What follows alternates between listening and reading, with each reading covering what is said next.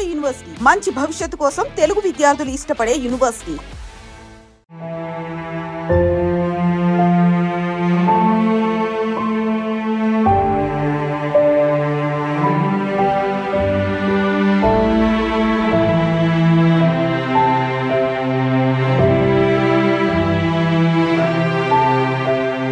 ప్రస్తుతం మనం హబ్సిగూడలో ఉన్నాం. హబ్సిగూడలో ఒకే ఫ్యామిలీకి చెందిన నలుగురు చనిపోయిన పరిస్థితి. అంటే భార్య, భర్త, అట్లాగే ఇద్దరు పిల్లలు.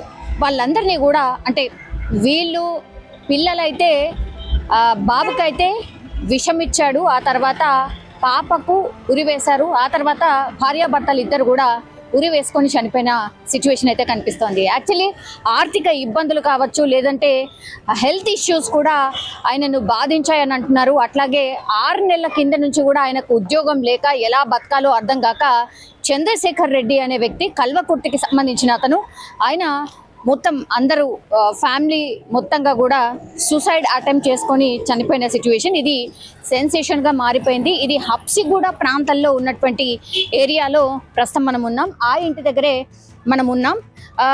చూడొచ్చు, ఇది ఒక ఇండివిజువల్ హౌస్. యాక్చువల్లీ ప్రస్తుతం అయితే ఈ ఇండివిజువల్ హౌస్లో ఎవరైతే లేరు మనం చూడొచ్చు. ఇక్కడ కింద ఒకే ఒక పోర్షన్ మనకు కనిపిస్తోంది, 2 పోర్షన్లు మనకు కనిపిస్తున్నాయి. మరి టెనెంట్సా లేకపోతే ఒకటైతే లాక్ చేసింది ఉంది, ఇంకొకటైతే మరి లాక్ చేయనటువంటి పరిస్థితి. ఒకసారి పైకి వెళ్దాం. లిఫ్ట్ కూడా ఉంది ఈ బిల్డింగ్కి. ఇది ఇండివిజువల్ హౌస్. ఓనర్ అయితే ఇక్కడ ఉండరు అని చెప్తున్నారు. బట్ మనం చూడొచ్చు బిల్డింగ్ మొత్తంగా కూడా ఈ సీసీ కెమెరాస్ మనకు కనిపిస్తున్నాయి. టోటలీ సీసీ కెమెరా లెన్స్లో ఈ బిల్డింగ్ అంతా మనకైతే కనిపిస్తోంది. ఈ పక్కకు కూడా అన్ని కూడా నివాస ప్రాంతాలు. ఒకసారి మనం పైకి వెళ్దాం. పైన ఏమైనా ఇన్ఫర్మేషన్ దొరుకుతుందా, ఎవరైనా చెప్తారా అనేది కూడా మనం ఒక ప్రయత్నం అయితే చేద్దాం. ఇది కూడా ఇంకా కూడా కొంచెం కన్స్ట్రక్షన్ నడుస్తున్నట్టుంది. కొత్త బిల్డింగో ఏంటో ఒక్కసారి కనుక్కొని ప్రయత్నం చేద్దాం. ఇక్కడ ఒక పోర్షన్ మనకు కనిపిస్తోంది.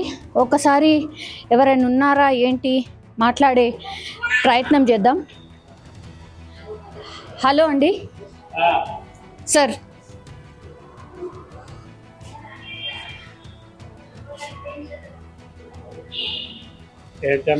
సార్ సార్ నమస్తే సార్. సార్ నమస్తే సార్. ఓనరా సార్? ఓనర్ బయటికి పోయిండు. అచ్చా, ఓకే. వాళ్ళు మా ఇంట్లో రెంట్కి ఉన్నారు.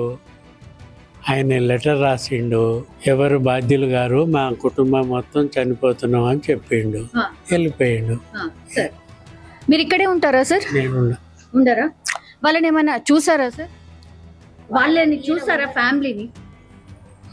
నాకు ఎవ్వరూ తెలియదు. నేను ఎప్పుడో ఒకసారి 1-2 నెలలకు ఒకసారి వస్తాను. వానికి ఏదో అప్పులైనాయి, వాడు చచ్చిండు. మా ఇంట్లో చచ్చిండు కానీ మాకు బాధ అంతే. అంతకంటే మీకు ఎవడైనా కానీ ఇంట్లో తావద్దు, లాడ్జింగ్ తీసుకొని పోవాలి, లేకుంటే రైలు కింద పడాలి, సావాలి. మా ఇంట్లో వచ్చి చచ్చుడేందమ్మా పిచ్చిముండ కొడుకు. ఇదేం పద్ధతి? బాధ ఉంటది. ఆఫ్ కోర్స్ మీ ఇంట్లో కిరాయి ఇళ్ళల్లో ఇప్పుడు మాకు మళ్ళీ వేరే కిరాయిలు ఉన్నారు, వాళ్ళు ఎంత బాధపడుతున్నారు. మాకు ఓనర్కి మాకు నష్టమేం లేదు, ఇంకా కిరాయికులు ఉన్నారు, వాళ్ళు బాధపడతలేరు. అవసరం అది? ఎడ్యుకేటర్ మళ్ళా చనిపోయిన ఎడ్యుకేటర్ ఉంటే అట్లా ఉంటారా?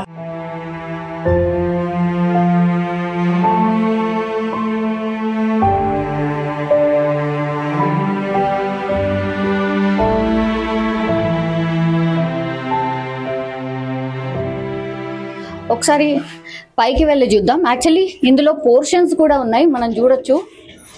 Lift 3rd floor. ఎస్, పెంట్ హౌస్లో ఉంటుండేనట. సో ఇక్కడున్న కిరాయి వాళ్ళు కూడా చాలా మంది భయపడిపోతున్నారు.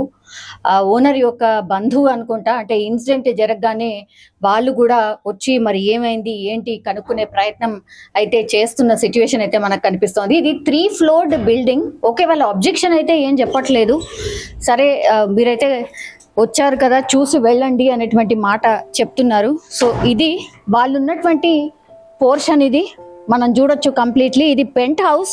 సో ఎవరితోని కూడా సంబంధం లేకుండా ఉండేటటువంటి హౌస్. పాపం వాళ్ళ బట్టలన్నీ కూడా ఇక్కడే ఉన్నాయి, అట్లాగే ఉండిపోయినాయి. వాళ్ళ ఫ్యామిలీకి సంబంధించిన ఆనవాళ్ళు అనుకోవచ్చు ఇవన్నీ కూడా. సో పూర్తిగా బయటనే ఉంచేసిన పరిస్థితి. అండ్ సైకిల్, ఆ బాబుకు సంబంధించిన సైకిల్ అనుకుంటా, కేవలం 10 years మాత్రమే కదా ఆ బాబుకు సంబంధించిన సైకిల్. సో ఒక్కసారి ఈ ఇంట్లోనే ఇన్సిడెంట్ జరిగింది. ఇది కిరాయికి తీసుకున్నటువంటి ఇల్లు కావడంతో ఓనర్ కూడా కొంత ఆవేదన వ్యక్తం చేస్తున్నారు.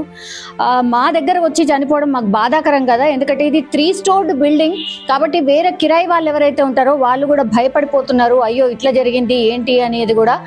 సో ఆయన యొక్క ఆవేదన ఇది. కానీ ఒక ఫ్యామిలీకి సంబంధించిన వాళ్ళు అందరూ ఒకే చోట ఇట్లా ఈ పోర్షన్లో చనిపోయినటువంటి పరిస్థితి మనకైతే కనిపిస్తోంది. ఇన్సిడెంట్ జరగగానే నాకు తెలిసి ఇక్కడ మనకు కనిపిస్తోంది కదా, ఈ లోపలికి అంటే ఎంట్రీ కావడానికని దీన్ని బ్రేక్ చేసినట్టు మనకైతే అంటే అర్థమవుతోంది. అండ్ ఇంకోటి లైట్ కూడా కనీసం ఆఫ్ చేయలేదు. ఒక్కసారి వీళ్ళు సూసైడ్ చేసుకున్న తర్వాత కంప్లీట్లీ ఇది లాక్ చేసిన సిచ్యువేషన్ అయితే కనిపిస్తోంది. హబ్సిగూడలో జరిగినటువంటి ఇన్సిడెంట్ అది ఒకే ఫ్యామిలీకి సంబంధించి 4 చనిపోవడంతో మాత్రం ఇక్కడ ఈ కాలనీ అంతా కూడా నివాస ప్రాంతాలు చుట్టూగా మనం చూడొచ్చు, పూర్తిగా కంప్లీట్లీ ఫ్యామిలీ పోర్షన్స్ మనకు కనిపిస్తున్నాయి. అట్లాగే పక్కనే మనకు ఒక పెద్ద స్కూల్ కూడా ఉంది. సో స్కూల్కి దగ్గరగా చాలా మంది చూసుకొని ఇట్లా రెంట్కి ఉంటూ ఉంటారు. సో వీళ్ళు కూడా అట్లనే వచ్చి ఉంటారు. ఈయన కూడా గతంలో ఒక కాలేజ్లో లెక్చరర్గా పనిచేసిండు చంద్రశేఖర్ రెడ్డి కూడా.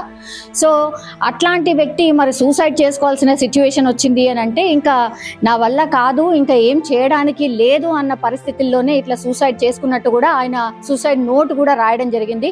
సో సూసైడ్ నోట్లో ఆయన క్లియర్గా చెప్పిండు, నా చావుకి ఎవరు కూడా కారణం కాదు, ఇట్లా నాకు ఇవన్నీ ఇబ్బందులు ఉన్నాయి ఆర్థికంగా, అండ్ దాని తర్వాత నాకున్నటువంటి హెల్త్ ఇష్యూస్ వల్ల కూడా మానసికంగా అన్ని తీర్లా నేను కుంగిపోయాను, కాబట్టి మా ఫ్యామిలీ అంతా కూడా మేము సూసైడ్ చేసుకుంటున్నాం, అందరూ నన్ను క్షమించండి అంటూ రాసిపెట్టి చనిపోవడం అయితే జరిగింది.